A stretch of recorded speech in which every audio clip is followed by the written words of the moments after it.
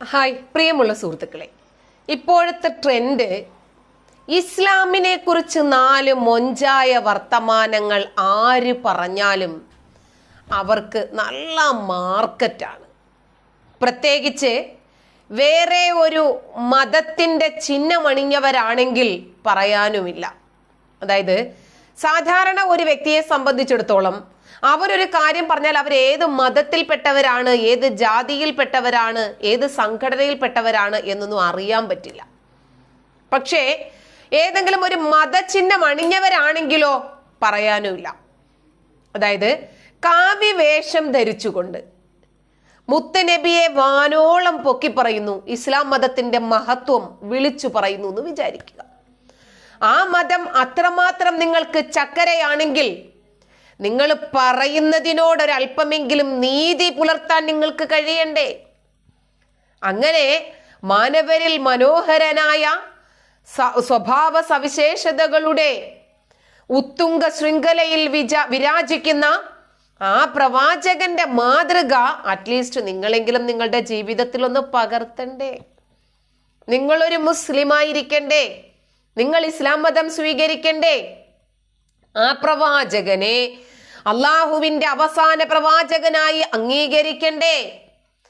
അള്ളാഹുവിന്റെ ദൂതനെ നിങ്ങൾ വിശ്വസിക്കുന്നെങ്കിൽ അള്ളാഹുവിനെ നിങ്ങൾ വിശ്വസിക്കണ്ടേ? പിന്നെ എങ്ങനെയാണ് നിങ്ങൾക്ക് കാവ്യ ധരിച്ച് ഇങ്ങനെ കാപഠ്യം വിളമ്പാൻ സാധിക്കുന്നത്? നമുക്ക് ഒരു സ്വാമിയുടെ കുറച്ച് ഭാഗം ഞാൻ നിങ്ങളെ കേൾപ്പിച്ചിരുന്നു. ബാക്കി ഭാഗം കൂടി കേൾപ്പിക്കാനുണ്ട്. എന്തായിരുന്നാലും അതൊന്ന് കേൾക്കാം. മുത്തുനബിയെ കുറിച്ച് സ്വാമി പറഞ്ഞതൊന്ന് കേൾക്കണം എന്നാ പറയുന്നത്.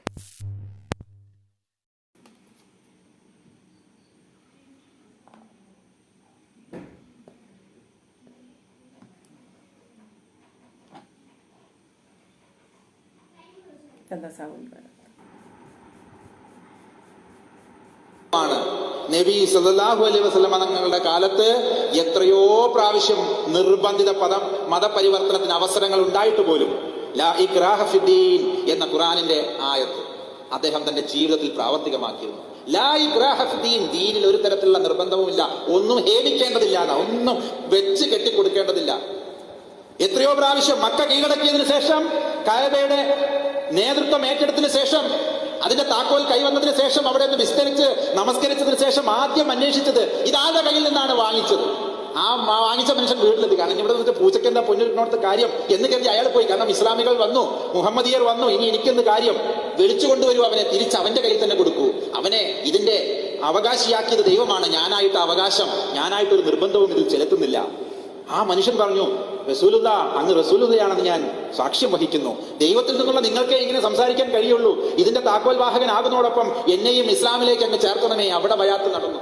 അവിടെ ഒരു മുസ്ലിം പറക്കുകയാണ്, ഇത് സ്നേഹത്തിന്റെയും കാരണത്തിന്റെയും റൈറ്റ് മാനേജ്മെന്റിന്റെയും. ഇന്നിപ്പോ റൈറ്റ് മാനേജ്മെന്റ് ആണ് നമുക്ക് മതത്തിനും രാഷ്ട്രീയത്തിനും നഷ്ടപ്പെട്ടുകൊണ്ടിരിക്കുന്നത്. എങ്ങനെ മാനേജ് ചെയ്യണമെന്ന് അറിയാത്തൊരു പ്രശ്നം. അങ്ങനെ പറയരുത് സ്വാമി. റൈറ്റ് മാനേജ്മെന്റ് നഷ്ടപ്പെട്ടിട്ടില്ല. റൈറ്റ് മാനേജ്മെന്റ് തിരിച്ചു പിടിക്കണമെങ്കിൽ നിങ്ങൾ താലിബാനിലേക്ക് പോകണം, സിറിയയിലേക്കും അഫ്ഗാനിസ്ഥാനിലേക്കും പോകണം. നമുക്ക് ഐസിസുകാരുള്ളിടത്തോളം, നമ്മുടെ നാട്ടിലെ SDPIക്കാരുള്ളിടത്തോളം മതനിയമങ്ങൾ നടപ്പിലാക്കാൻ ഒരു ചുക്കും നിങ്ങൾ പ്രയാസപ്പെടണ്ട. സ്വാമി എന്തിനു സ്വാമി പ്രയാസപ്പെടണം? ഈ മാനേജ്മെന്റ് ആണ് ഏറ്റവും വലിയ ലോകം കണ്ട മാനേജ്മെന്റ് വിദഗ്ധനാണ് റസൂലുള്ളാഹി എന്ന് ഞാൻ ന്യൂയോർക്ക് യൂണിവേഴ്സിറ്റിയിലെ കുട്ടികളുടെ MSW MBA ക്ലാസ്സുകളിലും എപ്പോഴും തുടങ്ങുന്നത് റസൂലുള്ളാഹിയെ കുറിച്ച് മാനേജ്മെന്റ്. അദ്ദേഹത്തിന്റെ ഈ വാക്ക് വളരെ വ്യക്തമായി മനസ്സിലാക്കണം. ന്യൂയോർക്ക് യൂണിവേഴ്സിറ്റിയിലെ കുട്ടികളെ ഇദ്ദേഹം ഇത് ഇങ്ങനെ പഠിപ്പിക്കുന്നുണ്ടെങ്കിൽ പുനർവിചിന്തനവും വിചാരണയും അന്വേഷണവും വളരെയധികം അനിവാര്യമാണ്. ഇന്നലെ ഇദ്ദേഹത്തിന്റെ പ്രഭാഷണം കുറച്ച് ഭാഗമെടുത്ത് ഞാൻ വിമർശിച്ചപ്പോഴേക്ക് തന്നെ ന്യൂയോർക്കിലെ ഒരാൾ ഞാനുമായിട്ട് ബന്ധപ്പെട്ടിട്ടുണ്ട്. ഇദ്ദേഹം അവിടെ ഏതെങ്കിലും ഒരു യൂണിവേഴ്സിറ്റിയിലെ കുട്ടികൾക്ക് ഈ വിഷയ സംബന്ധമായിട്ട് ക്ലാസ് എടുക്കുന്നെങ്കിൽ തീർച്ചയായിട്ടും ഞാനും ഒരു അധ്യാപകനാണ്, ഞാൻ അതിനെക്കുറിച്ച് അന്വേഷിക്കും, വേണ്ടപ്പെട്ടവരോട് കാര്യങ്ങൾ ബോധ്യപ്പെടുത്തുകയും ചെയ്യുമെന്ന് അദ്ദേഹം പറഞ്ഞിട്ടുണ്ട്. കാരണം അവിടെ പഠിപ്പിക്കുന്ന വിഷയം ഇതല്ല, ഇത് കല്ലുവെച്ച നുണയാണ്. പ്രവാചകൻ നിർബന്ധ മതപരിവർത്തനം നടത്തിയിട്ടില്ല എന്ന് ഒരു ഉളുപ്പുമില്ലാതെ ഇദ്ദേഹം വിളിച്ചു പറയുമ്പോൾ ഇദ്ദേഹം ഏത് റസൂലുള്ളയെ കുറിച്ചിട്ടാണ് പറയുന്നത്? ആരുടെയെങ്കിലും എന്തെങ്കിലും പിച്ചത്തുട്ടുകളോ കട്ടിയുള്ള നോട്ടുകളോ നക്കാൻ കിട്ടിയെങ്കിൽ അവരോട് കൂറ് കാണിക്കുന്നത് ന്യായം, പക്ഷേ കാപഠ്യം കാണിച്ചുകൊണ്ടായിരിക്കരുത്. ഇദ്ദേഹത്തെ വിശ്വസിക്കുന്ന ഒരു വിഭാഗം ഏതു മതസ്ഥരോ ആയിക്കൊള്ളട്ടെ, ഞാനത് പറയുന്നില്ല, സ്വന്തം മുമ്പിൽ നിൽക്കുന്ന ഇദ്ദേഹത്തിന്റെ വാക്കുകൾ വിശ്വസിക്കുന്ന ആൾക്കാരോട് പോലുമുള്ള കാപഠ്യമാണ് ഇദ്ദേഹം കാണിക്കുന്നത്, ആത്മവഞ്ചനയാണ് കാണിക്കുന്നത്. സത്യം പറഞ്ഞുകൊണ്ട് വളർത്തിക്കോ മതം, കുഴപ്പമൊന്നുമില്ല. പ്രവാചകനെ കുറിച്ച് വാനോളം നിങ്ങൾ പൊക്കിക്കോ, കുഴപ്പമില്ല. റൈറ്റ് മാനേജ്മെന്റിന്റെ ഫൗണ്ടർ ഹെഡ് മുഹമ്മദ് നബി ആണെന്ന് പറഞ്ഞോ, കുഴപ്പമില്ല. പക്ഷേ വസ്തുതകൾ കാണിക്കണം. നമുക്ക് വേണ്ടത് തെളിവുകളാണ്. തെളിവുകൾ കാണിച്ചുകൊണ്ട് ധൈര്യമായിട്ട് പറഞ്ഞോ, പ്രശ്നമില്ല. വൈദ്യത്തെ കുറിച്ച് പറഞ്ഞോണ്ട് ഇതൊരു വലിയ മാനേജ്മെന്റാ. അയാളെ കൊണ്ട് ഇങ്ങോട്ട് പറയിപ്പിക്കുക ഞങ്ങളെ കൂടെയാണ്, അല്ല ഇത് കൂടണോ അല്ലെങ്കിൽ കൊല്ലും ഞാൻ എന്നെ എന്ന് പറയല്ല പറഞ്ഞത്. അനക്ക് താക്കോല് വേണോ ഇതിന്റെ ഒപ്പം കൂടണമെന്നല്ല പറഞ്ഞത്. ഞാൻ നിങ്ങളുടെ കൂടെ നിൽക്കാൻ തയ്യാറാണ്. ഈ സ്നേഹത്തിന്റെ മുമ്പിൽ ഞാൻ തോറ്റുപോയിരിക്കുന്നു. അന്ന് അവിടെ നിന്നവർ, മക്കയിലെ അന്നത്തെ മക്ക പിടിച്ചെടുത്തതിന് ശേഷം അന്ന് അവിടെ നിന്നവരിൽ സ്വന്തം അനുയായിയുടെ കരള് ചവച്ചു തുപ്പിയ ദുഷ്ടന്മാരുണ്ടായിരുന്നു. അവരൊക്കെ വിചാരിച്ചു ഞാൻ വഫാത്താകുന്നു, ഇന്ന് ഞാൻ ചകപ്പെടും, കൊല്ലപ്പെടുമെന്ന് നിശ്ചയിച്ച് നിന്ന സമയത്ത് പോലും റസൂലുള്ളാഹി പറഞ്ഞു വാണെങ്കിൽ വിശ്വസിച്ചാൽ മതി. ആർക്കുണ്ട് നിങ്ങൾ? മക്ക വിജയ ദിവസം പ്രവാചകന്റെ വാൾമുനയെ ഭയന്നുകൊണ്ടാണ് മുആവിയയും ടീമും ഇസ്ലാമിലേക്ക് വന്നത് എന്ന് ഖുർആൻ വചനമുണ്ട്. വാൾമുനയെ കണ്ട് ഭയന്നവർ ഉള്ളിൽ വിശ്വാസമുണ്ടായിട്ടല്ല.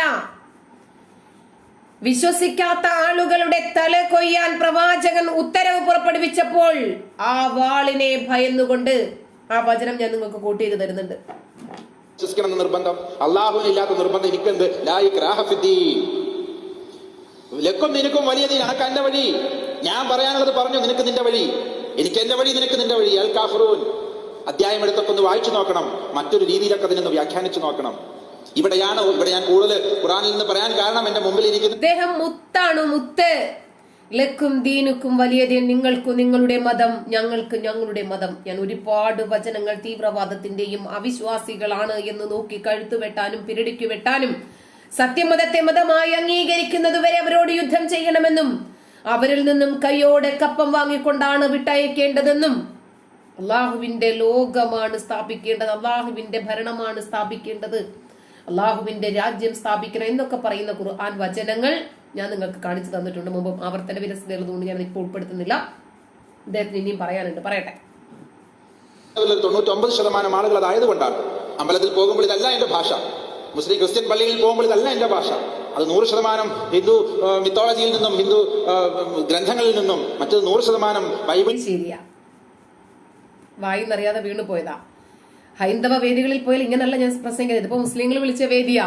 മുസ്ലിങ്ങൾ വിളിച്ച വേദിയിൽ വന്നിട്ട് മുഹമ്മദ് നബിയെ കുറിച്ച് 4 നല്ല വർത്തമാനം പറഞ്ഞിട്ടില്ലെങ്കിൽ കഴുത്തിന് മുകളിൽ തലയില്ലെങ്കിൽ വലിയ സൗന്ദര്യം ഉണ്ടാവില്ല കാണാൻ. നിന്നും സഭാചരിത്രത്തിൽ നിന്നും മാത്രമാണ് സംസാരിക്കുക. ഇവിടെ നമ്മൾ ചിന്തിക്കേണ്ടതുണ്ട്, ഓരോ സമുദായവും ചിന്തിക്കേണ്ടതുണ്ട്. എങ്ങനെയാണ് ഞാൻ അള്ളാഹുവിന്റെ അനുയായി ആകുക? എങ്ങനെയാണ് ഞാൻ മുഹമ്മദിന്റെ അനുയായി ആകുക? എങ്ങനെയാണ് ഞാൻ യേശു ക്രിസ്തുവിന്റെ അനുയായി ആകുക? എങ്ങനെയാണ് ഞാൻ കാറൽ മാർക്സിന്റെയും ഏംഗൽസിന്റെയും അല്ലെങ്കിൽ ഇതിന്റെ നേതാക്കളുടെ? പക്ഷെ അള്ളാഹുവിന്റെ അനുയായി ആകാൻ പറ്റില്ല കേട്ടോ, അള്ളാഹുവിന്റെ അടിമകളാകാനേ പറ്റൂ. കാരണം അള്ളാഹു ഒന്നും കാണിച്ചു തന്നിട്ടില്ല, നബിയിലൂടെയാണല്ലോ കാണിച്ചു തന്നത്. അല്ലെങ്കിൽ ഞങ്ങളുടെയൊക്കെ മഹാത്മാഗാന്ധിജിയുടെയും അരവിന്ദോയുടെയും ഒക്കെ എത്ര പറയാൻ, എന്തിനാ ഞാൻ പേരെടുത്ത് പറയുന്നത്? പേരെടുത്ത് പറഞ്ഞില്ല എന്നുള്ളത് കൊണ്ട് മറ്റു പല നേതാക്കന്മാരും അപ്രസക്തരാണെന്ന് നിങ്ങൾ ചിന്തിക്കരുത്. പെട്ടെന്ന് പേരുകൾ വരാത്തത് കൊണ്ടാണെന്ന് മാത്രം ചിന്തിക്കുക.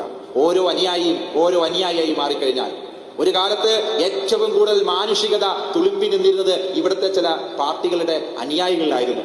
ഒരു മാനവികത പാർട്ടിയിലായിരുന്നു കൂടുതൽ ഉണ്ടായിരുന്നത്. ഹ്യൂമാനിറ്റേറിയൻ വാല്യൂസ് ലോകമെമ്പാടും പലപ്പോഴും കാണിച്ചിട്ടുള്ളത് ദൈവം പോലും ഇല്ല എന്ന് വിശ്വസിച്ചവരുടെ കൂട്ടത്തിലായിരുന്നു. പക്ഷെ ആദാമിന്റെ മകൻ അബു എന്നതുപോലെ ഒരുപക്ഷെ ദൈവം സ്നേഹിക്കുന്നവരുടെ കൂട്ടത്തിൽ അവർ പെട്ടേക്കാം. ദൈവത്തെ സ്നേഹിക്കുന്നവരുടെ ലിസ്റ്റിൽ പെടാൻ കഴിഞ്ഞില്ലെങ്കിൽ ദൈവം സ്നേഹിക്കുന്നവരുടെ ലിസ്റ്റിൽ നമുക്ക് കയറി കൂടിയാലും നമുക്ക് രക്ഷയുണ്ട്. പക്ഷെ അവിടെയാണ് ജനസേവ ജനാർദ്ദന സേവയാകുന്നതും മാധവ സേവ എന്ന് പറയുന്നത് മാനവ സേവയാകുന്നതും. ദൈവത്തെ സ്നേഹിക്കുന്നവരുടെ കൂട്ടത്തിലായിട്ടില്ലെങ്കിലും ദൈവം സ്നേഹിക്കുന്നവരുടെ കൂട്ടത്തിലായാ മതി. എങ്ങനെയുണ്ട്? ഒട്ടനെ തന്നെ പൊന്നാനിയിലേക്ക് പോകാൻ പറ്റും എന്നാണ് ഞാൻ മനസ്സിലാക്കുന്നത്. ഞാൻ വരികളിലൂടെയും വായിക്കുന്നു, വരികൾക്കിടയിലൂടെയും വായിക്കുന്നു. മുസ്ലിങ്ങളെ ഒന്ന് സുഖിപ്പിക്കാൻ വേണ്ടി എന്ത് കോമാളി വേഷവും കെട്ടി ഇവറ്റകളാടും.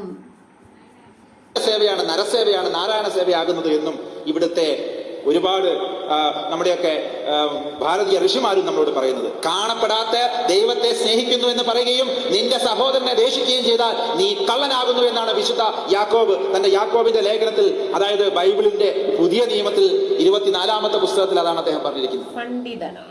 കാണപ്പെടാത്ത ദൈവത്തെ സ്നേഹിച്ചുകൊണ്ട് നടക്കുക, കാണപ്പെടുന്ന സഹോദരനെ വേണ്ടി ഒന്നും ചെയ്യാതിരിക്കുന്നവൻ കള്ളനാകുന്നു എന്നാണ് ബൈബിളിന്റെ ഭാഷ.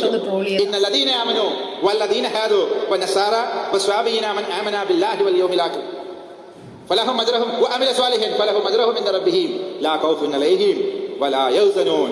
എന്താ അതിന്റെ അർത്ഥം? ഇവിടെ അറബി ഭാഷ മാത്രം അറിയുന്ന വിദേശി അടക്കമുള്ളവരോട് ഞാൻ ചോദിക്കുകയാണ്, ഇന്നല്ലദീന ആമനു, വിശ്വസിച്ചവരാകട്ടെ, അറബി പ്രവാചകനിൽ മുഹമ്മദ് നബിയിൽ വിശ്വസിച്ചവരാകട്ടെ, മുസ്ലിങ്ങളാകട്ടെ, വല്ലദീന ഹാദു വല്ലദീന ഹാദു, യഹൂദനാകട്ടെ, നസ്രാണിയാകട്ടെ, ക്രിസ്ത്യാനിയാകട്ടെ, വസ്വാബീന, അതായത് മറ്റ് അൽക്കുലത്ത് സാധനങ്ങളൊക്കെ. ഇപ്പൊ ഇവിടുത്തെ കാര്യം പറഞ്ഞാൽ ഞങ്ങൾക്ക് അൽക്കുലത്തിൽപ്പെട്ടവരാണ്, ഹിന്ദുക്കൾ എന്നൊക്കെ വരെ അങ്ങനെ ഒന്നും ഇങ്ങനെ അതിന്റെ ബാക്കി സാബിയന്മാർ ആര് തന്നെയും ആകട്ടെ, ആഖിറിൽ വിശ്വസിക്കുക. ദൈവവിശ്വാസം ഉള്ളത് കൊണ്ടാണ് നമ്മൾ ഒന്നിച്ചു നിൽക്കുന്നത്. ഇതിനൊക്കെ എന്തോന്നും ഉണ്ടാകുമെന്ന് വിശ്വസിക്കുന്നതിൽ വലിയ യുക്തിയൊന്നും വേണ്ട. എന്തോ ഉണ്ടാവും, ഫാക്ടറിയിൽ ഉണ്ടാക്കണമെങ്കിൽ ഫാക്ടറി ഉണ്ടാവും എന്ന് പറയുന്ന പോലെ എല്ലാത്തിന്റെയും അതിൽ വളരെ എളുപ്പമുള്ള കാര്യമാണ് സൃഷ്ടിത.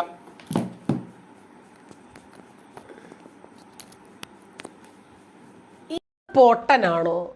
ഞാൻ അറിയാത്തോണ്ട് ചോദിക്കുക. അതോ ഇയാള് മന്ദബുദ്ധിയാണോ? ഇയാള് ഭ്രാന്തനാണോ? നിങ്ങൾ ക്ഷമിക്കണം, ഇദ്ദേഹത്തെ സ്നേഹിക്കുന്ന ഒരുപാട് ഹൈന്ദവ വിശ്വാസികൾ, ഹൈന്ദവ സുഹൃത്തുക്കൾ ഒരുപക്ഷെ എൻ്റെ വീഡിയോസ് കാണുന്നുണ്ടാകും. നിങ്ങൾ എന്നോട് ക്ഷമിക്കണം. കാരണം ഇയാൾ ഒരു നമ്പർ 1 മതപ്പൊട്ടനാ. അതല്ലെങ്കിൽ പൊട്ടന്റെ വേഷം കെട്ടിയ കൂർമ്മ ബുദ്ധിയുള്ള ചാണക്യനാണ് ഇയാൾ. രണ്ടിനും സാധ്യതയുണ്ട്. മൻ ആമന ബില്ല, എന്താണ്? അള്ളാഹുവിൽ വിശ്വസിക്കുന്നവൻ, വൽ യൗമിൽ ആഖിർ, അന്ത്യദിനത്തിലും വിശ്വസിക്കുന്നവൻ. വല്ലദീന ആമനു, എന്താണ്? ഇല്ലല്ലദീന ആമനു എന്ന് പറഞ്ഞാൽ വിശ്വസിച്ചവരൊഴികെ. ആരിൽ വിശ്വസിച്ചവർ? അള്ളാഹുവിലും അന്ത്യദിനത്തിലും വിശ്വസിച്ചവർ. യഹൂദരാവട്ടെ, ക്രിസ്ത്യാനികളാകട്ടെ, നസാറാക്കളാകട്ടെ, ഇനി മജൂസിയാകട്ടെ, ഏത് ജാതിക്കാരനാകട്ടെ, അവന് അവൻ ഭയപ്പെടേണ്ടി വരികയുമില്ല, അവൻ ദുഃഖിക്കേണ്ടി വരികയുമില്ല എന്നാണ് ആ വചനം. അല്ല പൊട്ടൻ സ്വാമി, അള്ളാഹുവിൽ വിശ്വസിക്കുകയും അന്ത്യദിനത്തിൽ വിശ്വസിക്കുകയും ചെയ്താൽ ഖുർആൻ പറയുന്ന പ്രകാരം ഇല്ലല്ലദീന ആമനു, വിശ്വസിച്ചവരൊഴികെ ഏതു ദൈവത്തിൽ വിശ്വസിക്കണം? പറയണം, അല്ലാഹു ലാ ഇലാഹ ഇല്ലാ ഹുവ, അവനല്ലാതെ ആരാധ്യനില്ല എന്ന് വിശ്വസിക്കണം. ഷഹിദല്ലാഹു അന്നഹു ലാ ഇലാഹ ഇല്ല, അല്ലാഹു അല്ലാതെ ആരാധനയ്ക്ക് അർഹനില്ല എന്നുള്ളതിന്റെ സാക്ഷി ആരാണ്? അല്ലാഹു തന്നെ. അപ്പോ ഇല്ലല്ലദീന ആമനു, വിശ്വസിച്ചവരൊഴികെ എന്ന് പറയുമ്പോ ആ വിശ്വാസം ചെന്ന് ചേരുന്നത് അള്ളാഹുവിലേക്കാണ്. പൊട്ട സ്വാമി, മുസ്ലിങ്ങളെ സുഖിപ്പിക്കാൻ വേണ്ടി എന്തും പറയുമ്പോൾ മദ്രസ പൊട്ടന്മാർ അത് കേട്ടോ, അയ്യോ സ്വാമി നമ്മളെ കുറിച്ച് നല്ല നാല് പറഞ്ഞു എന്ന് കേട്ട് ആനന്ദിക്കുമായിരിക്കും. ക്രിസ്ത്യാനിയാണെങ്കിലും ഹിന്ദു ആണെങ്കിലും മതമില്ലാത്തവനാണെങ്കിലും അള്ളാഹുവിൽ വിശ്വസിച്ചാൽ, ഖുർആൻ മുന്നോട്ട് വെക്കുന്ന ദൈവത്തിൽ വിശ്വസിച്ചാൽ, അന്ത്യദിനമുണ്ട് ഖുർആൻ മുന്നോട്ട് വെക്കുന്ന അന്ത്യദിനത്തിൽ വിശ്വസിച്ചാൽ അവൻ മുസ്ലിമായി. മനസ്സിലായില്ല? അവൻ മുസ്ലിമായി കഴിഞ്ഞു. പിന്നീട് അവൻ ക്രിസ്ത്യാനി ആകട്ടെ, ഹിന്ദു ആവട്ടെ, ക്രൈസ്തവനാകട്ടെ എന്ന് പറയുന്നതിൽ എന്താ അർത്ഥം? ഇനി ക്രിസ്ത്യാനിയാണെങ്കിലും അള്ളാഹുവിലും അന്ത്യദിനത്തിലും വിശ്വസിച്ച് കഴിഞ്ഞാൽ അവൻ പേടിക്കേണ്ടി വരില്ല എന്ന് പറഞ്ഞാൽ അതിന്റെ അർത്ഥം എന്താ? മുസ്ലിമായി കഴിഞ്ഞു. മുസ്ലിങ്ങൾ ഭയപ്പെടേണ്ടി വരില്ല എന്നാ. അതായത് ഈ സ്വാമി വിചാരിക്കുന്നത് സ്വാമി അള്ളാഹുൽ വിശ്വസിച്ചാൽ സ്വാമിക്ക് മോക്ഷം കിട്ടുമെന്നാ. ഇല്ല സ്വാമി, പൊന്നാനി പോകണം, തൊപ്പിയിടണം, അറ്റം വെട്ടണം. തന്നെയുമല്ല, അള്ളാഹു എന്നേ വിളിക്കാൻ പാടുള്ളൂ. ആ അള്ളാഹു എന്ന ഏകദൈവത്തിൽ മാത്രമേ വിശ്വസിക്കാൻ പാടുള്ളൂ. വൽ അസ്ർ, കാലം തന്നെയാണ് സത്യം. ഇന്നൽ ഇൻസാന ലഫീ ഖുസ്ർ, മനുഷ്യർ മുഴുവനും നഷ്ടകാരികളിലാണ്, നഷ്ടത്തിലാണ്. ഇല്ലല്ലദീന ആമനൂ വഅമിലുസ് സ്വാലിഹാത്തി വതവാസൗ ബിൽ ഹഖ് വതവാസൗ ബിസ്സബ്ർ, ആരൊഴികെ? ഇല്ലല്ലദീന ആമനൂ, അല്ലാഹുവിൽ വിശ്വസിക്കുന്നവരൊഴികെ, വഅമിലുസ് സ്വാലിഹാത്ത്, അല്ലാഹു മുന്നോട്ട് വെക്കുന്ന സൽക്കർമ്മം ചെയ്തവരൊഴികെ. നിങ്ങള് തെരുവുകളിലൂടെ നടക്കുന്ന ഭ്രാന്തന്മാർക്ക് ഭക്ഷണം കൊടുക്കുന്നതും അവർക്ക് അഭയം കൊടുക്കുന്നതും അവർക്ക് വസ്ത്രം കൊടുക്കുന്നതും അവർക്ക് വേണ്ടുന്ന പരിരക്ഷയും സുരക്ഷയും സുരക്ഷിതത്വവും സംരക്ഷണവും കൊടുക്കുന്നതും അല്ല. അള്ളാഹുവിന്റെ മുമ്പിലെ നന്മയെന്ന് പറയുന്നത് അള്ളാഹുവിനെ മാത്രം ആരാധിക്കുക എന്നുള്ളതാണ്. അതല്ലാതെ ക്യാൻസർ രോഗികളും കുഷ്ഠരോഗികളും ഛർദ്ദിക്കുമ്പോൾ കയ്യിൽ വാങ്ങി അവരെ കുളിപ്പിച്ച് വൃത്തിയാക്കി അവർക്ക് ഭക്ഷണം നൽകി വയറ് നിറഞ്ഞു കഴിയുമ്പോൾ അവരുടെ മുഖത്തുള്ള ചിരി കണ്ട് ആത്മസംതൃപ്തി അടയുന്നത് നിങ്ങൾക്കു നന്മ, നിങ്ങൾ മനുഷ്യനായതുകൊണ്ട്. അള്ളാഹുവിന്റെ മുമ്പിൽ അത് നന്മയല്ല. അള്ളാഹു മുമ്പോട്ട് വെക്കുന്ന ദൈവത്തിൽ വിശ്വസിക്കുകയും അന്ത്യദിനത്തിൽ വിശ്വസിക്കുകയും ചെയ്യുന്നവൻ ക്രിസ്ത്യാനിയാണെങ്കിൽ ഇനി ഏവനാണെങ്കിലും അവന് മോക്ഷമുണ്ട് എന്നാ പറഞ്ഞേ. അള്ളാഹുൽ വിശ്വസിക്കുന്നവരുടെ മുസ്ലിം ആയി കഴിഞ്ഞു. എന്താണ് അതിന്റെ അർത്ഥം? സ്വാമി മുസ്ലിം അയാൾ സ്വാമി രക്ഷപ്പെടുന്നു. അപ്പോൾ പൊട്ടൻ സ്വാമിയുടെ പൊട്ടക്കഥകൾ ഇനിയുമുണ്ട് ധാരാളം. അദ്ദേഹം പറഞ്ഞ സമാധാനത്തിന്റെ തിരുവചനവും അതുപോലെ ഖുർആനിലെ ഒരുപാട് സമാധാനത്തിന്റെ വചനവും ഞാൻ കോട്ട് ചെയ്ത് എടുത്തു വെച്ചിട്ടുണ്ട്. അത് തീർച്ചയായിട്ടും നമുക്ക് അടുത്ത ദിവസം കേൾക്കാം. സ്വാമിയെ വിടമാട്ടെ, വിടമാട്ടെ, പിടിപ്പേ, അത് തന്നെ എനിക്ക് പറയാനുള്ളൂ. നാ നനച്ച പുലിയെ പിടിപ്പേ, ആന ഉശിരി പോനാലും നനയ്ക്ക മാട്ടെ എന്നല്ല, ഉശിരി പോനാലും വിടമാട്ടെ സ്വാമി. ഇത്തരം കാപഠ്യക്കാരെ സമൂഹത്തിന് മുന്നിൽ തുറന്നു കാണിക്കൽ എന്റെ ബാധ്യതയാണ് എന്ന് ഞാൻ വിശ്വസിക്കുന്നു. മുസ്ലിങ്ങളുടെ പിച്ചത്തുട്ടുകൾക്ക് വേണ്ടിയും അവരുടെ മതേതരൻ എന്ന മുഖഛായയ്ക്ക് വേണ്ടിയും ഇങ്ങനെ വലിയ ഒരു സമൂഹത്തെ നുണ പറഞ്ഞുകൊണ്ട് പറ്റിച്ചാണ് ജീവിക്കുന്നതെങ്കിൽ ആ ജീവിതം ഒരിക്കലും നമ്മൾ അംഗീകരിച്ചു തരില്ല. അതുകൊണ്ട് താങ്കൾക്ക് ആരോ തന്ന പിച്ചത്തുട്ടിന് വേണ്ടി താങ്കൾ ചില വചനങ്ങൾ, അറബി വചനങ്ങൾ കാണാപ്പാഠം പഠിച്ച് ഒരല്പമെങ്കിലും ലവലേശം ഉളുപ്പുണ്ടെങ്കിൽ വേറെ ഉള്ള വചനം ഖുർആനിലുണ്ടോ എന്നെങ്കിലും താങ്കളൊന്ന് അന്വേഷിക്കുമായിരുന്നു. മുസ്ലിം ആയാൽ മാത്രം മോക്ഷമുണ്ട് എന്ന വചനവുമായിട്ട് വന്നിട്ട് അദ്ദേഹം ഹൈന്ദവ കാവ്യാണ് ധരിച്ചിരിക്കുന്നത്. കാവ്യ വേഷം ധരിച്ച് മുസ്ലിം ആയാൽ രക്ഷപ്പെടുന്ന. ആദ്യം നിങ്ങൾ പോയി അറ്റം വെട്ടി മുസ്ലിം ആകും, അത് കഴിഞ്ഞിട്ട് വാ മറ്റേ ഹിന്ദുക്കളെയൊക്കെ നമുക്ക് മുസ്ലിം ആക്കിയേക്കാം.